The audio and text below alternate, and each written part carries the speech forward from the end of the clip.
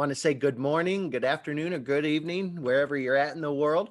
Welcome to the 2020 International eConference on Interreligious Dialogue. My name is Dr. Darren Slade, and I am the president of the Global Center for Religious Research, which is hosting this year's academic conference. Now, one of the great things about GCRR is that you can attend these academic conferences right from the comfort and safety of your own home without having to worry about hotel fees and travel costs, none of that. In fact, you're being joined by students and scholars and specialists from all over the world right now. And because each of these presentations are video recorded, the information presented here will be available all across the globe for millions of people to see. Now, for those attending live, as you listen to each presentation, feel free to use the Q&A button at the bottom of your screen to ask questions, and our speaker will do their best to answer them at the end of the presentation. With that said, I'd like to introduce to you my very good friend and our next presenter, Dr. Valerio Marconi. And allow me to share my screen to give him a proper introduction. Now, Dr. Marconi is going to present something called today, The True Ring Cannot Be Worn, a Panikkarian way out of the logic of the three rings. Now, Dr. Marconi has a PhD in humanities as an adjunct professor of philosophical hermeneutics at the University of Urbino. His research deals with the dialogical and relational nature of sign and meaning, and he's also recently published an English translation with commentary of Eckhart's Utrum in Dios idiom es et intelligere, which I think Dr. Marconi will be able to pronounce that a lot better than I can. But he's also published multiple articles on mysticism and semiotics as well. Now, I want to highlight two things. Dr. Marconi has two forthcoming books. One is called Between Philosophy, Semiotics, and Structuralism, and the second one is called Philosophy of the One, a semiotic reading of Plotinus, Dionysius, and Eckhart. Now, both of these will be published in Italian, and they're both coming out later this year. I think one is even coming out in the next month or so. Dr. Marconi can even detail that a little bit more. But with that said, I'll turn it over to my good friend, Dr. Marconi. You have the floor, sir.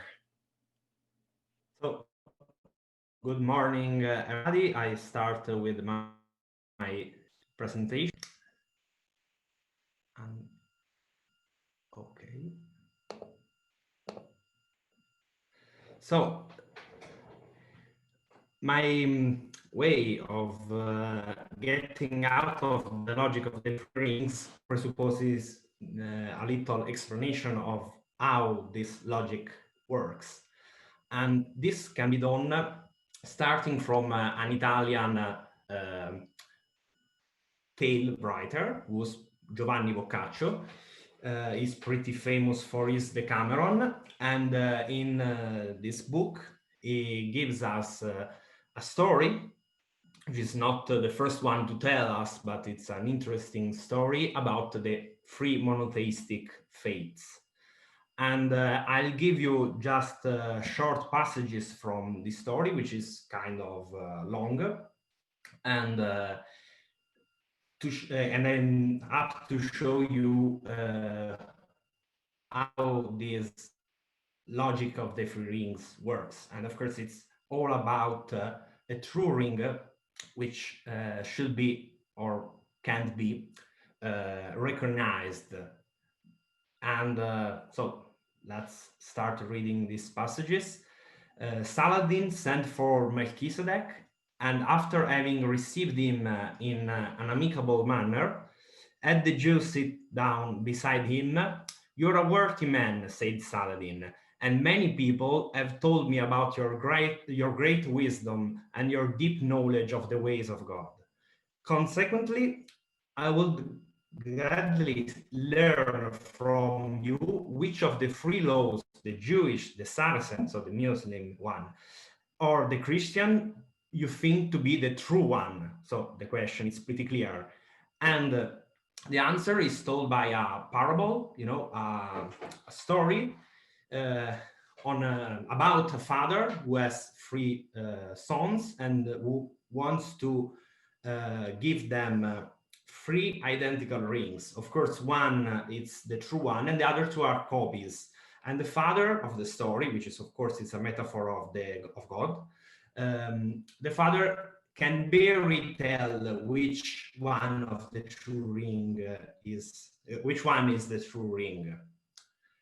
The father in this case disappears, and after their father's death, they all claim the inheritance and the title, while denying the claims of their brothers. And each one produced this ring as a proof that he was right. But when they found the rings were so similar to one another that they could not tell, the father could barely say which one, but they cannot.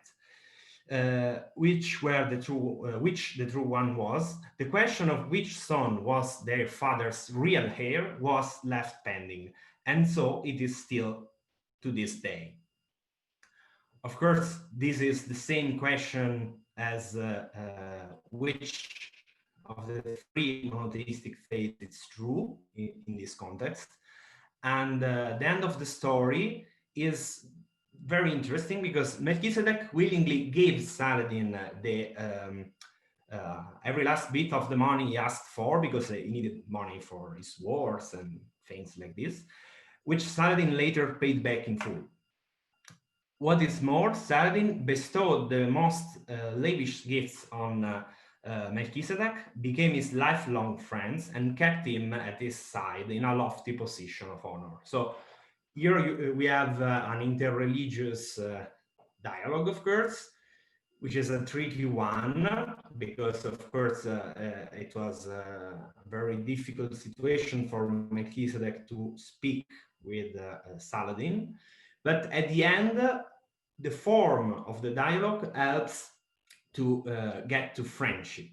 Yet the point is that the question is still pending, and there is a true religion, despite this impossibility to know which one. And so, of course, the logic of the three rings has its center in the problem of truth. Which religion is the true one?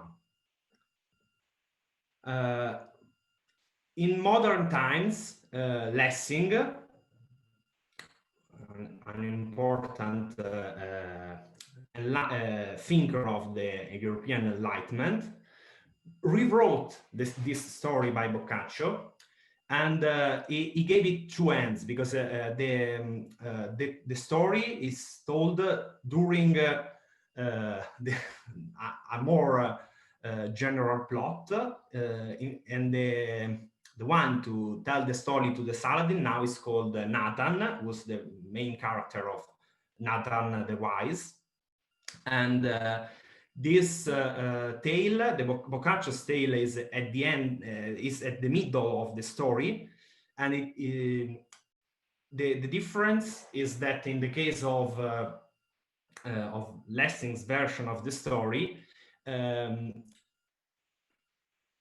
one cannot say which one is the true ring, yet the way in which the story is told gives the idea that good behavior is a sign of the possible truth of our religion. And so the truth claim should turn into a moral and humanitarian engagement. So to show that one has the true ring, it's to show that one is committed the most to human values, in a way, of course, in a good sense, not just in a secular sense.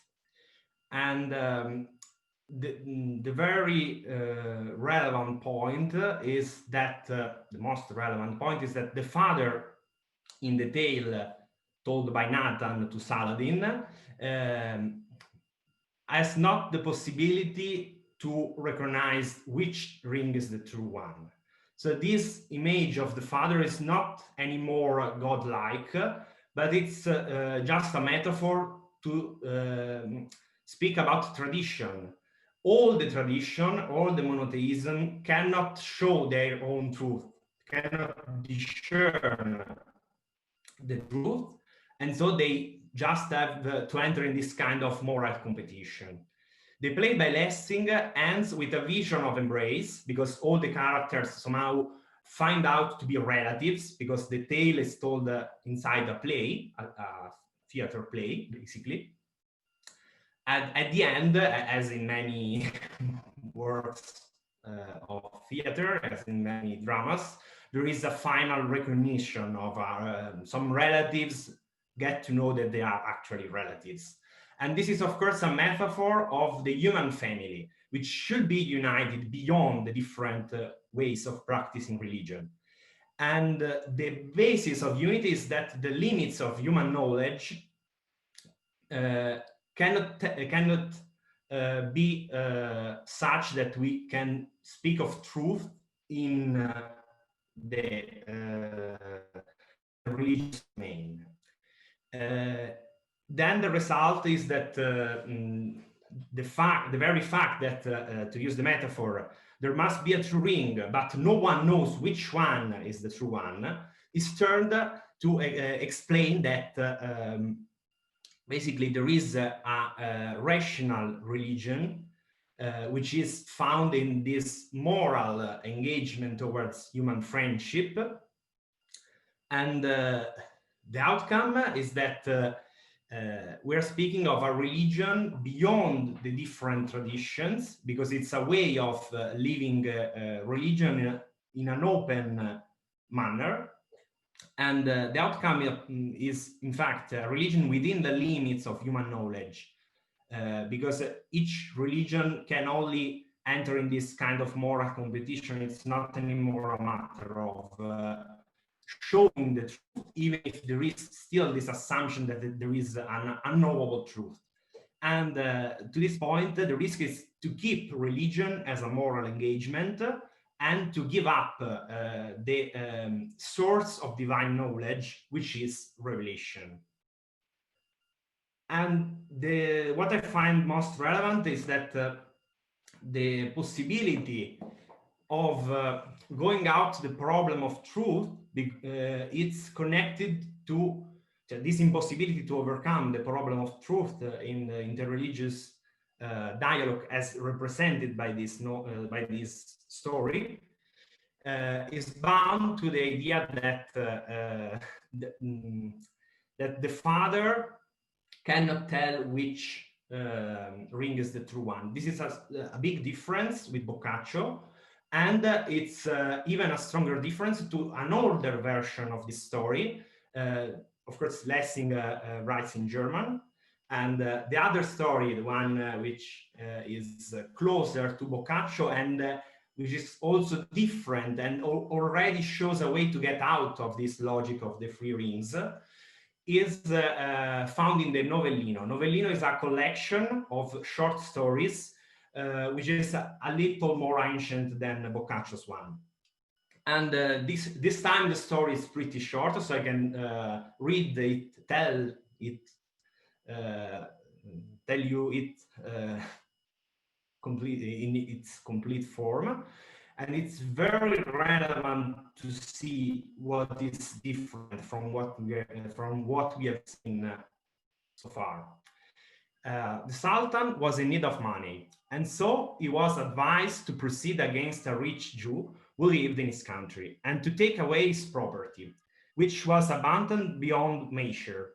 The Sultan sent for this Jew and asked him what was the best fate, thinking, if he says the Jewish faith, I will say that he sins against mine. If he says the Saracen faith, I shall say, why then do you adhere to the Jewish faith? The Jew, upon hearing the Sultan's question, replied as follows: my lord, there once was a father who had 3 sons. As you can see, they move from 2 to 3 sons. And so here comes the logic of the 3 rings, but in a new fashion, in a new way. That is the one I want to try to think in philosophical terms. So he had 3 sons, and he owned a ring with a precious stone, the finest in the world. Each of the sons begged the father that upon dying he would give him the ring.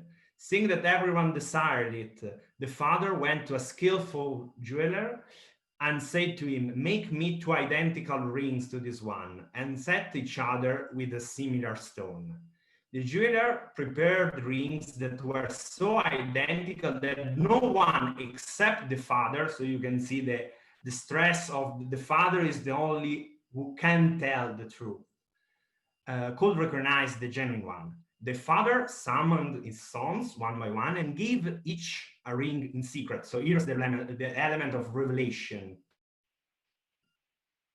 Each one thinking he had the true, the genuine ring, and no one but their father knew the truth. So here in the story, the father is the only one who knows the truth and who reveals it in secret. And so I say it is with the fates, which are free. And so he moves from 2 to 3. The father on high, and now he's moving from the godlike image of the father to the real father, to God. The father on high knows which is best, and the son, that is we, each believes that he holds the true one. When upon hearing this, the Sultan did not know what he could accuse the Jew of, and let him go. Here you don't find the element of friendship, which is fundamental in Lessing, and which is something that I'd like to keep. But apart from the relevance of friendship, there is goodness, because the point is which religion is the best. The matter of truth is just a pure opinion of people, because of course human beings have the opinion to have the true one, but of course the true ring cannot be worn. No one can possess the ring. The only one who possesses the truth is the Father on high. So this is a strong element, because truth is not human matter. Truth is just an object of human belief, of human opinion. Beyond opinions, the only truth is in God's mind, and that's it. But what is common to, so only God has the truth. No man has the truth.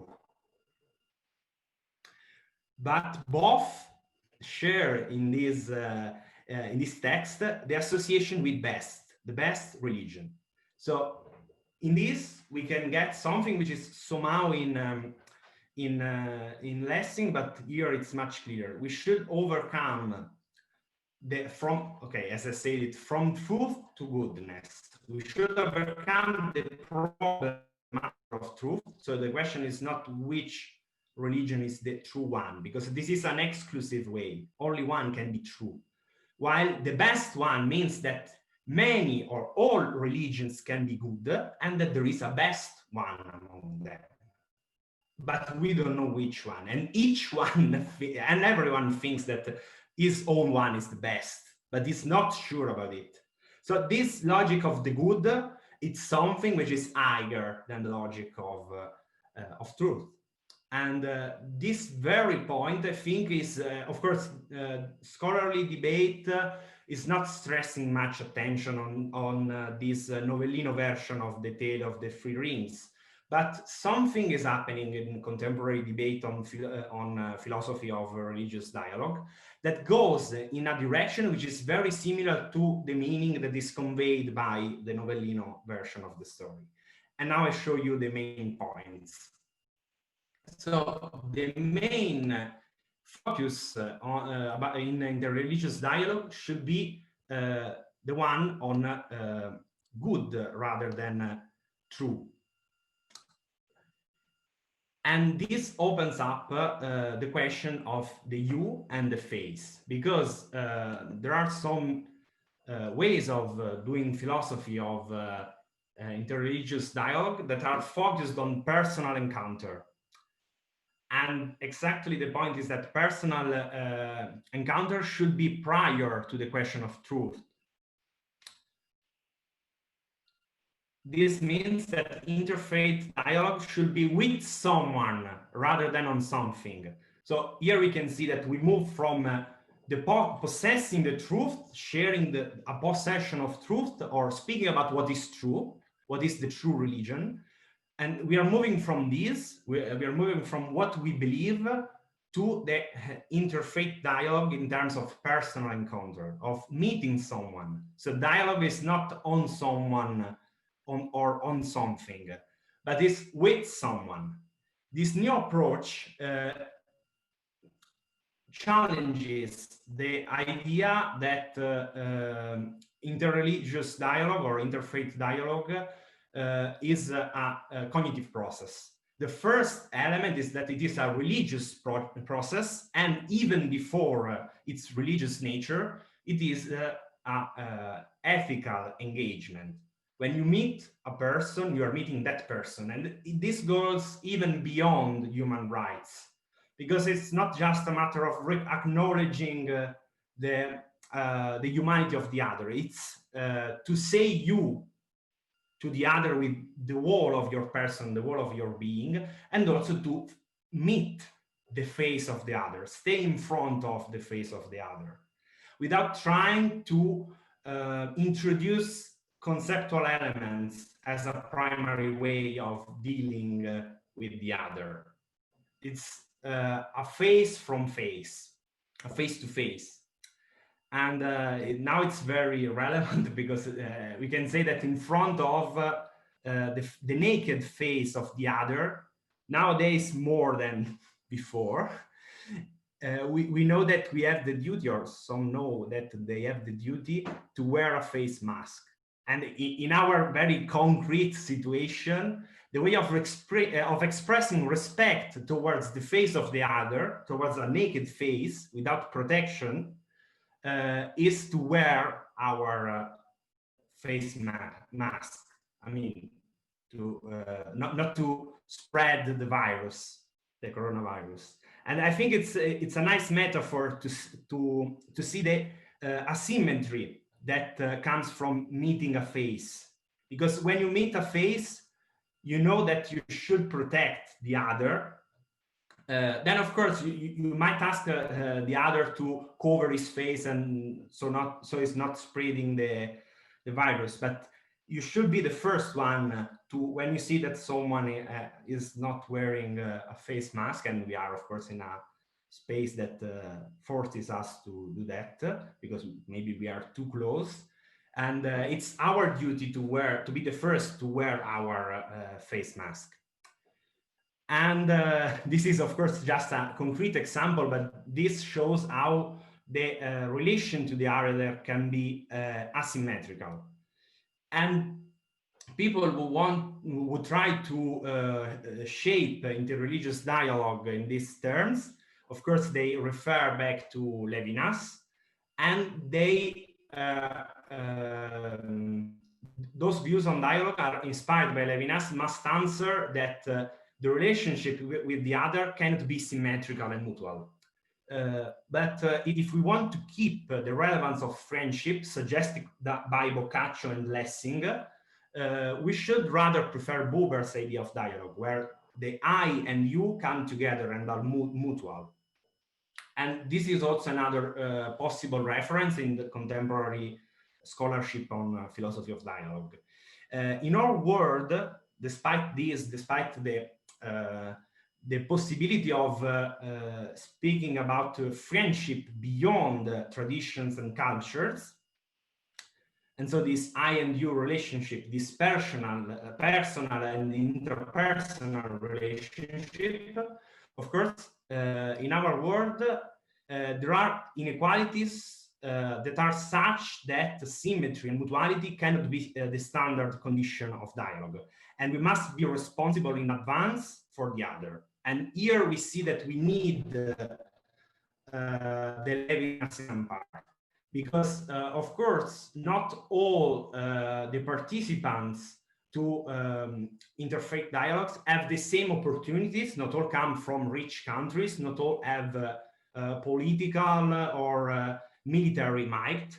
And so there's a kind of higher amount of responsibilities on those who are richer, more cultured, and mightier. Because, of course, they are capable of doing more.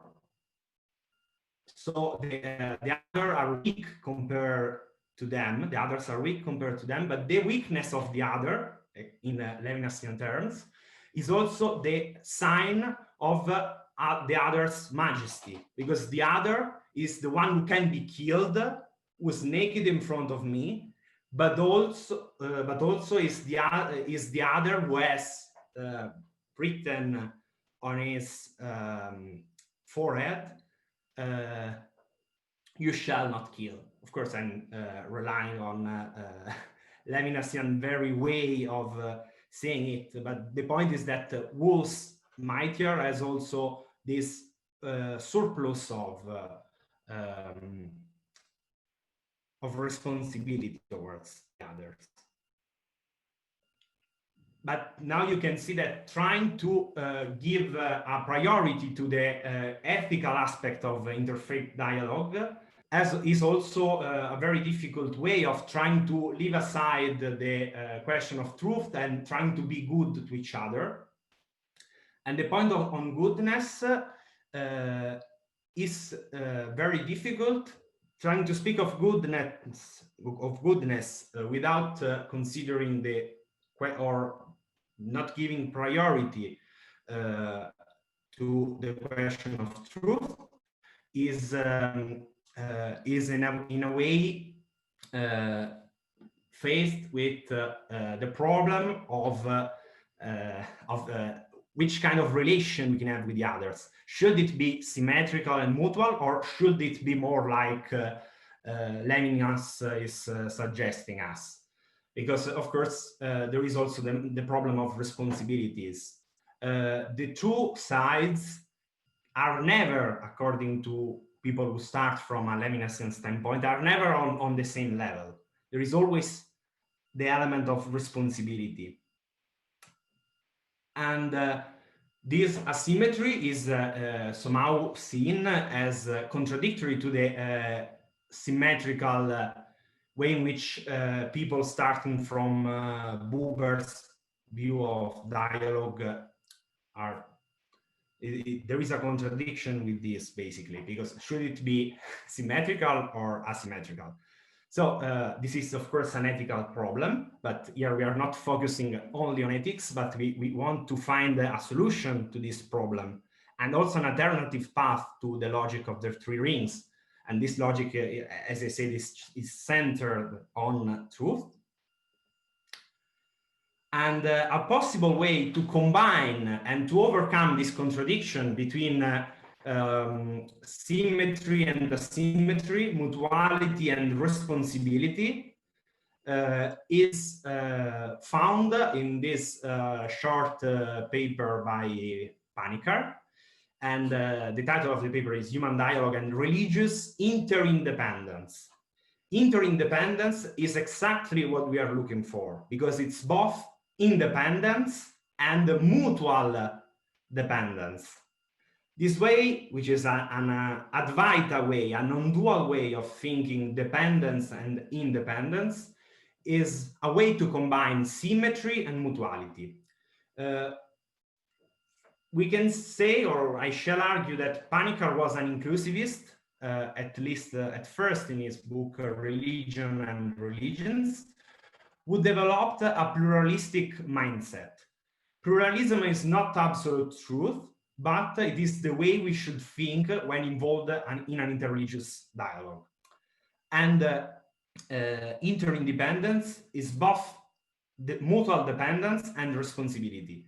Panikkarian's stress on political and military might of a certain group of people is made exactly in this paper, in Human Dialogue and Religious Interdependence, I mean. And at the same time, he tries to show that it is true that there is a difference in force, in power, and in responsibility, but also that this difference is, however, to be understood in a situation of mutual relationship. So the idea is that we are, of course, there are differences, but also there are constitutive relations in the nature of human beings. And this balance between these two elements, between independence and dependence, and their conjunction is the truth, or at least it's the good way to look at things. this point comes from what Panikkar calls cosmotheandric vision. The idea is that the divine, the human, and the universe are all free and separate from another, yet they depend on one another, on each other.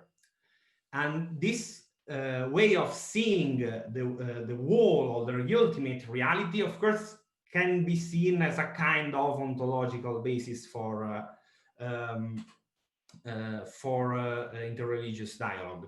But more than this, I think that the interdependence is part of the pluralistic mindset, and it's a way of living the interreligious dialogue in terms of our reflection of in the microcosmos, so in the world and in the network of human relation, of the relations that are typical of the macrocosmos of the whole and ultimate reality, which is a world which is co-created and co-produced between the human element, the divine element, and the cosmical or universal element.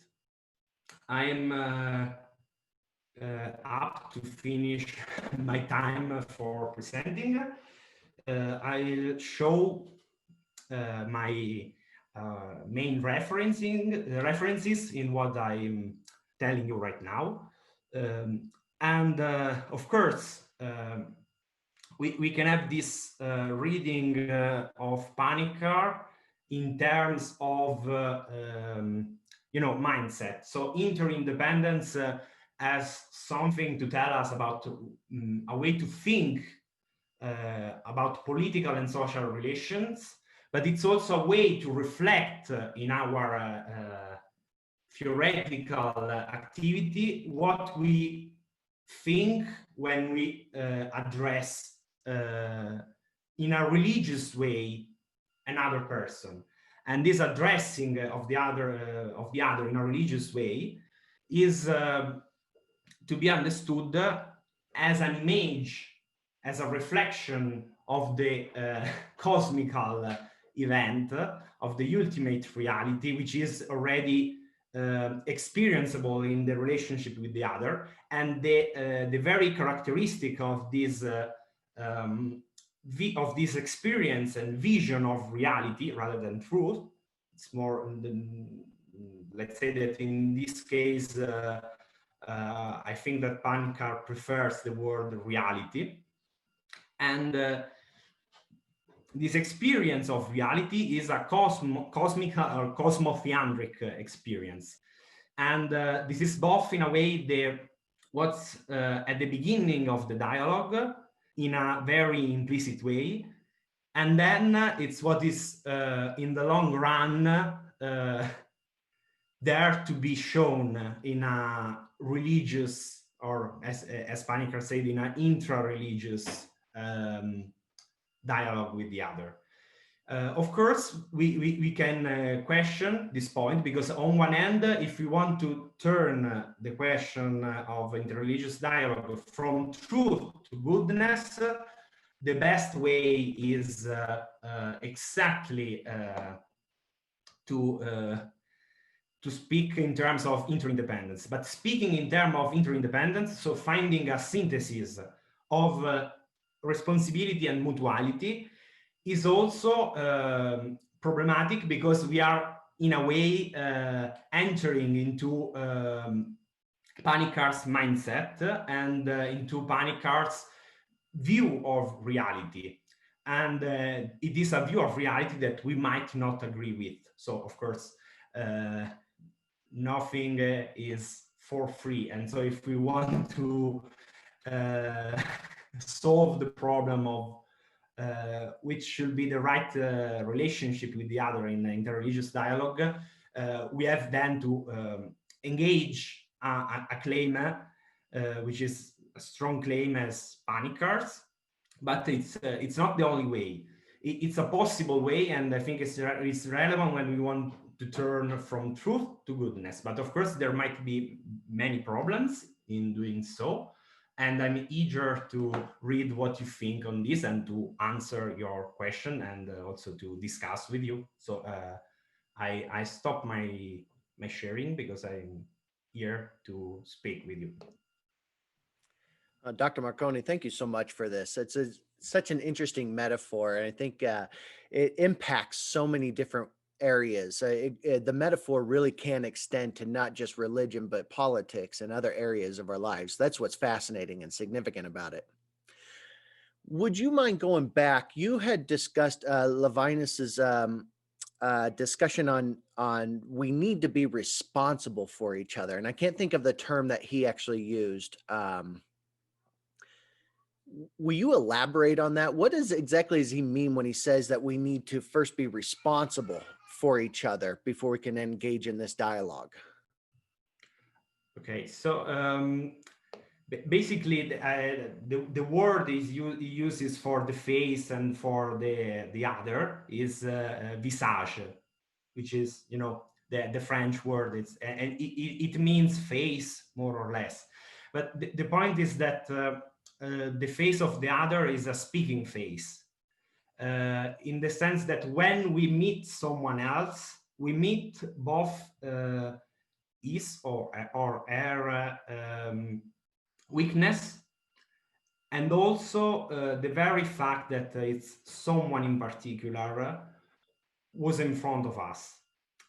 And this goes beyond our knowledge. It's a kind of experience we have. I mean, some people might be very sympathetic with animals, feel responsible toward animals. But what Levinas is stressing is that usually when we are in front of another person, we somehow, before noticing what the person is saying, we are implicitly noticing and experiencing that he's saying something. And the very act of saying, rather than what is said, it's relevant that we have in front of us a speaking face. And this comes before the everything else. So basically, realizing that the other is a person, the other is someone, is a strong responsibilization. And so the idea is that whoever we have in front of us makes us responsible. Interesting. Would it be fair to summarize that as saying we are responsible for empathizing with the other person then? That's what that means, is our responsibility is to recognize that that's a human being and that we should first empathize with their position and what their life and where they're coming from. And that is that a correct summarization, you think? The point is that you shouldn't use the term human being, because when if you let's say subsume or use the concept, he is a human being like me, it's actually a kind of capturing the other into your conceptual scheme. Because when you say he's a human being like me, you are in any way projecting your idea of human being on the other. Oh, interesting. While you should let the other speak and see how human he feels and in which way he feels human. So it's more like that there is something in my experience that is speaking to me. Interesting. And that something is human, but it's not human in a conceptual way. It's human in a way of how I deal with that face. So this then leads to the question that I've presented to a number of presenters to this conference, which is, what do we do because this is all well and good when it's somebody who wants to engage in a dialogue and when it's somebody who's willing to share. But what do we do when the person that's in front of us, the other, is somebody who's violent or belligerent or is trying to, control other people's beliefs? Does he leave any room? Does he talk about how to engage in those types of scenarios? Um, Yeah, I'm not totally sure about it, but I think that this is the weak point of Levinas' perspective, in the sense that this duty, it's even a kind of messianic duty to be responsible, has been used by von Balthasar, Catholic theologian, to criticize Buber. Mm. Because, of course, Buber is presupposing this kind of ironic way of having dialogue, while von Balthasar says, okay, but the Christian responsibility is an infinite one, without quoting explicitly Levinas, but for instance, Miroslav Volf, another theologian, refers exactly to Levinas and to the infinite duty, let's say, that a Christian has. Because, of course, when the other is violent, the extrema ratio is martyrdom. Mm. Or, non-violent ways of acting. Once we move to Panikarian's way of dealing it, it's more like, okay, usually the two sides, I mean, West and East, for instance, are not as much power, they are not in a balanced situation. Maybe they were when there was USSR, but now there is nothing like that. And so, since there is this asymmetry, the one who can use the force has more responsibility. That will be the... So basically, of course, it doesn't mean that you should go towards martyrdom. Panikkar doesn't like much to speak about martyrdom, I think. His idea is that we should rethink politics, and of course, who has more might should have much more imagination to find the way to use this might humanly, and to co-create something which is less less violent than in the past. Right. And I think this is I think it's a reasonable critique that we have on a lot of these discussions about interreligious dialogue. We love to present these very, as you call it, these idyllic scenarios, these tactics, right? That if I engage in empathy, I engage in dialogue, that's the first place. Maybe we build a friendship, we build trust, we build rapport, but it's not always possible. And there's not always people who want to actually engage in that. And there doesn't seem to be very much discussion about what do we do when the other is an actual danger and a threat. And I think that to me is equally as important in interreligious dialogue. What do we do when somebody is violent? I want to echo what Dr. Giles, who asked this question in the Q&A slot, but he says that he really appreciates how Panikkar seeks dialogue with someone rather than dialogue about something. And I love that. So he asks, how would you encourage that shift? How do you encourage the shift from thinking that we're dialoguing about something to, we're dialoguing with someone? So at first, I think this can respond both to you and to Dr. Giles. The focus on someone is always particular. So something, I mean, even extremism can be something. While someone means the extremist or the radicalized person, and of course, a radicalized person has relatives, as friends, or supposed to, and so on. And for instance, this means trying to, of course, not in a war situation, but if there is a terrorist and the terrorist is caught, trying to a kind of form of education, and also even before, when there are areas in which radicalization is likely to happen, the point is it's start meeting people, make people meet, know them personally, who you are, where are you from, and so on. So it's like really kind of peace building, but inside your borders, inside these. It's like trying to be friends with the others you have inside your territory, you might say. Try as to a way of preventing the as a way of radical. preventing, but also one could try to be friends with. They tried in Italy to do that, but there were some legal problems. But they tried to, in a case of radicalization, there was a person convicted of radicalization, and they wanted to build a kind of re-educational path, which is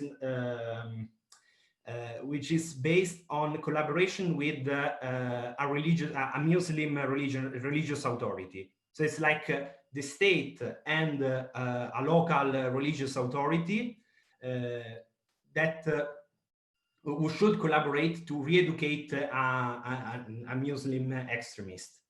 So it's like really, or maybe in this case, it wasn't seen as Christians, but an idea could be that we should try to work together on de-radicalization. So it's like a common action between different faiths, which is not based on who's closer to the truth, but let's try to do something good. Let's know each other, and let's try to include the excluded together. Okay, that makes sense. Speaking of faith, so I want to go to Veronica's question in the dialogue here. She says that if she's understood Levinus well, he considered the face of the other to be sacred. Is that true? And if it's true, does that mean he categorized that in a religious context? Is the face and the sacred, is that a religious category then? I mean, I think it is. But the point is that I mean, Levinas was also studying Talmudic texts. So I mean, he of course formulates a philosophy that is based upon a certain understanding of the Bible. But at the same time, he has a kind of genealogic meaning of the word God. So basically, the word God, the very word, comes from the face of the other.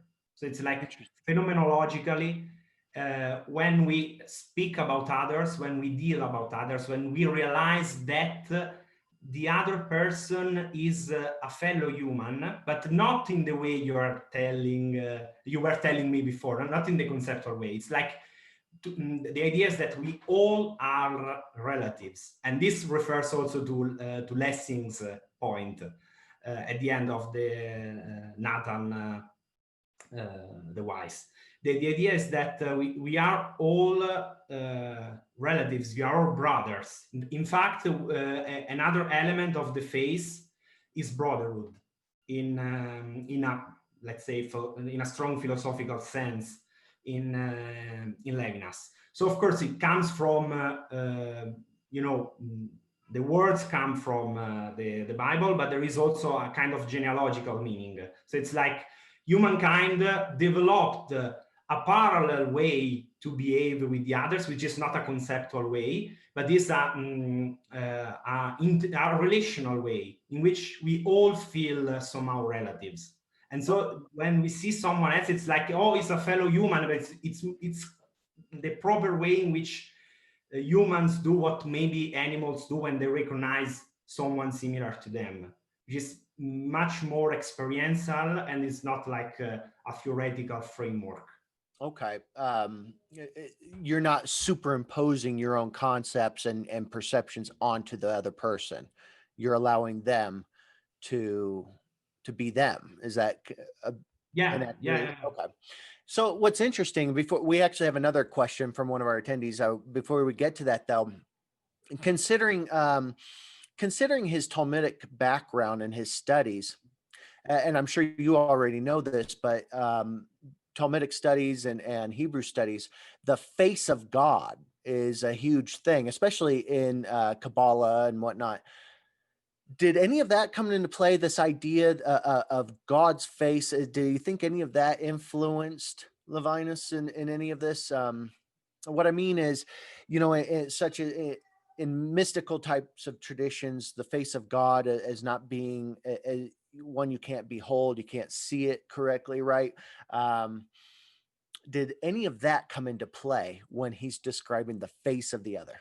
No, I think he is totally against that, because Oh, both Buber and Levinas, when they speak about dialogue, they are trying not to get into mystical experience and to avoid. So basically, in a sense, they both stress this point in a Jewish way, not in a Christian way. But the point is that you can love God only through loving other humans, fellow humans.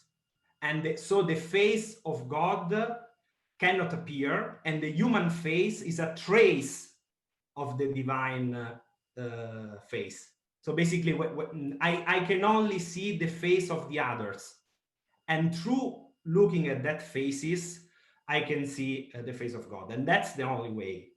I, Both in Buber and in the late Buber and in Levinas, because the first Buber likes much mysticism, but the second Buber it's more about dialogue rather than mystical experience. And Levinas considers mystical experience as something Neoplatonic, so something which is yet based on somehow possessing the truth, while it's fundamental to remain separated. So the separation between God and the separation from me and the other is fundamental. And as far as I cannot understand the other, it's why the other is divine. The other is a trace of God, because I cannot understand the other as yeah. much as I cannot understand and see God. Well, as much as he might have been trying to avoid mysticism, it does sound a little mystic, though. The idea that there's the divine face that gets filtered into us, and that the only way to see the other is through the face Yeah, of another person.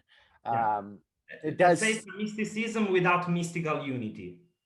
Oh, interesting. Okay, that's an interesting distinction.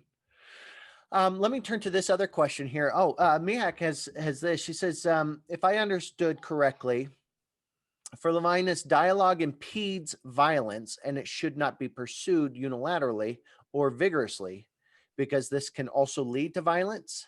Yeah, Is that, is yeah. that? Can you elaborate on that? Because it seems like a contradiction a little bit. It seems like a paradox. Okay. So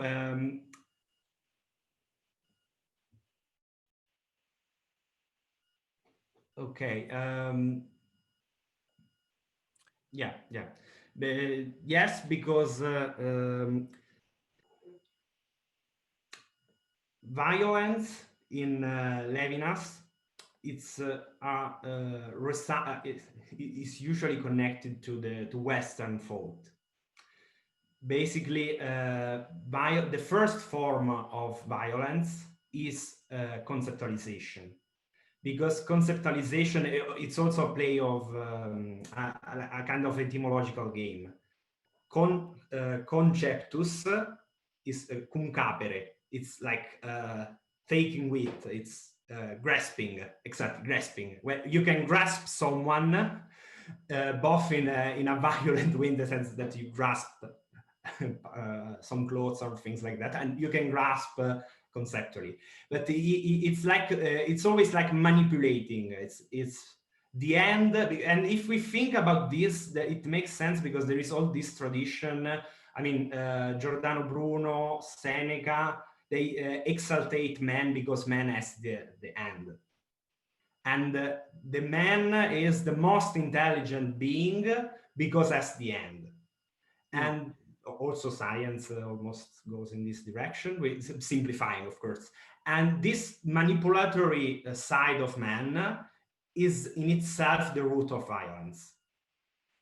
And Levinas likes to speak about, when you, let's say, pet someone, it's a way of touching the other without grasping. And so this is really trying to see another way of engaging with the other. And so, of course, Levinas is violence is always beyond the corner when you don't see the majesty of the other. On the other hand, the point is that the majesty is mostly present when the other is weak. It's where you can see it.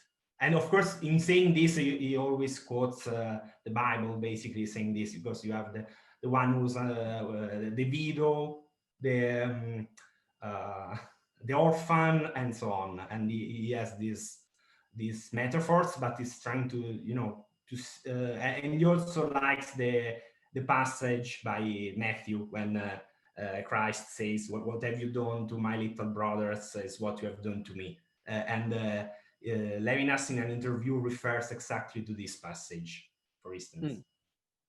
Interesting. Okay. It does kind of sound like a real fine line that you have to walk, and there's always this chance of the dialogue breaking down, or because of superimposing perceptions and conceptions on the other, or not recognizing the majesty of the other.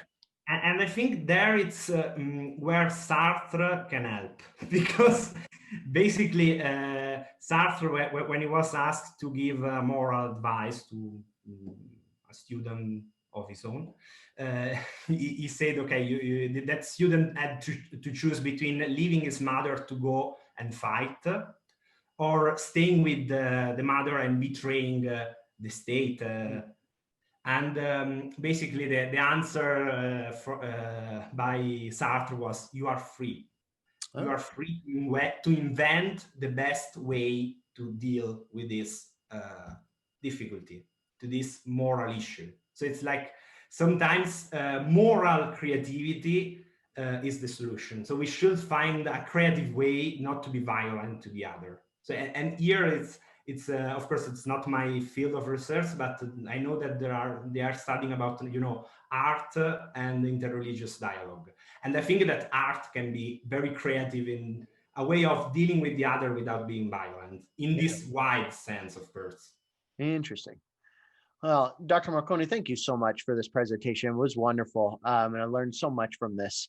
I think the insights that are presented here go beyond just interreligious dialogue. It is across the board for all religious traditions and all persuasions of political persuasions, and just cultural persuasions.